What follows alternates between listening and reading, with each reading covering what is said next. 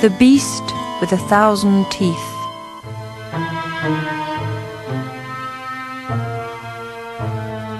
A long time ago, in a land far away, the most terrible beast that ever lived roamed the countryside. It had 4 eyes, 6 legs, and 1,000 teeth. In the morning it would gobble up men as they went to work in the fields. In the afternoon it would break into lonely farms and eat up mothers and children as they sat down to lunch, and at night it would stalk the streets of the towns, looking for its supper. In the biggest of all the towns, there lived a pastry cook and his wife, and they had a small son whose name was Sam. One morning, as Sam was helping his father to make pastries, he heard that the mayor had offered a reward of 10 bags of gold to anyone who would rid the city of the beast.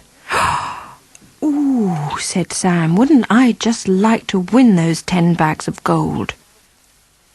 "Nonsense," said his father. "Put those pastries in the oven." That afternoon, they heard that the king himself had offered a reward of 100 bags of gold to anyone who could rid the kingdom of the beast.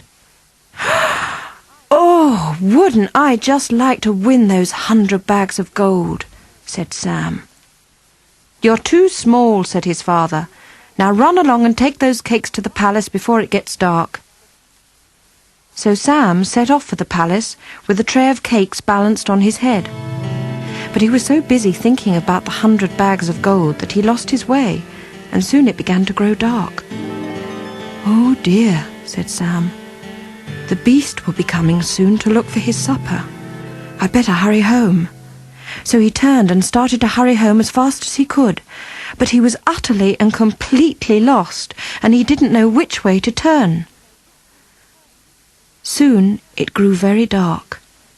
The streets were deserted, and everyone was safe inside and had bolted and barred their doors for fear of the beast. Poor Sam ran up this street and down the next, but he couldn't find the way home.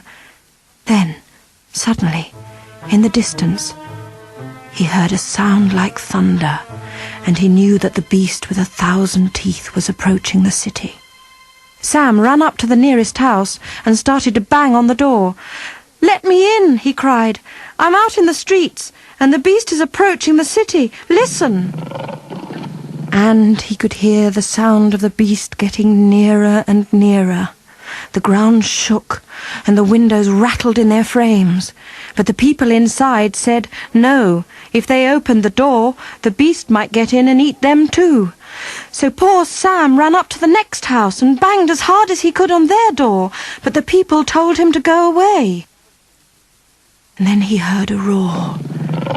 He heard the beast coming down the street, and he ran as hard as he could, but no matter how hard he ran, he could hear the beast getting nearer and nearer, and he glanced over his shoulder, and there it was at the end of the street. Poor Sam in his fright dropped his tray and hid under some steps, and the beast got nearer and nearer until it was right on top of him, and it bent down, and its terrible jaws went snack, and it gobbled up the tray of cakes. And then it turned on Sam. Sam plucked up all his courage and shouted as loud as he could, "Don't eat me, beast! Wouldn't you rather have some more cakes?"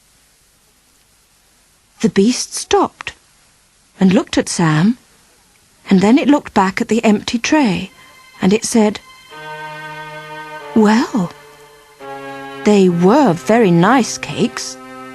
I like the pink ones particularly. But there are no more left, so I'll just have to eat you." And it reached under the steps where poor Sam was hiding and pulled him out in its great horny claws. "Oh, please," cried Sam. If you don't eat me, I'll make you some more. I'll make you lots of good things, for I'm the son of the best pastry cook in the land." "Will you make some more of those pink ones?" asked the beast. "Oh, yes, I'll make you as many pink ones as you can eat," cried Sam.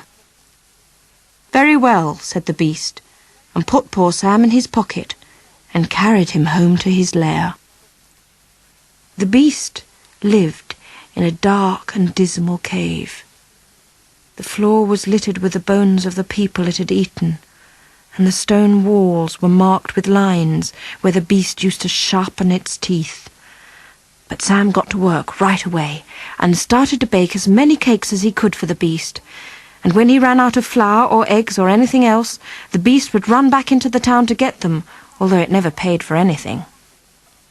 Sam cooked and baked, and he made scones and eclairs and meringues and sponge cakes and shortbread and doughnuts. But the beast looked at them and said, "You haven't made any pink ones." "Just a minute," said Sam, and he took all the cakes and he covered every one of them in pink icing. "There you are," said Sam. "They're all pink ones." "Great," said the beast, and ate the lot.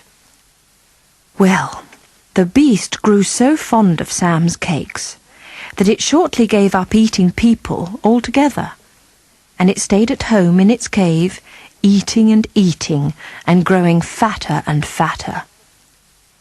This went on for a whole year, until one morning Sam woke up to find the beast rolling around, groaning and beating the floor of the cave. Of course, you can guess what was the matter with it. "Oh dear," said Sam. "I'm afraid it's all that pink icing that's given you the toothache." Well, the toothache got worse and worse, and because the beast had 1,000 teeth, it was soon suffering from the worst toothache that anyone in the whole history of the world has ever suffered from. It lay on its side and held its head and roared in agony until Sam began to feel quite sorry for it. The beast howled and howled with pain until it could stand it no longer. "Please, Sam, help me," it cried. "Very well," said Sam. "Sit still and open your mouth." So the beast sat very still and opened its mouth, while Sam got a pair of pliers and took out every single tooth in that beast's head. Well, when the beast had lost all its 1,000 teeth, it couldn't eat people any more. So Sam took it home and went to the mayor and claimed 10 bags of gold as his reward. Then he went to the king and claimed the 100 bags of gold as his reward. Then he went back and lived with his father and mother once more. And the beast helped in the pastry shop and took cakes to the palace every day. And everyone forgot that they'd ever been afraid of the beast with 1,000 teeth.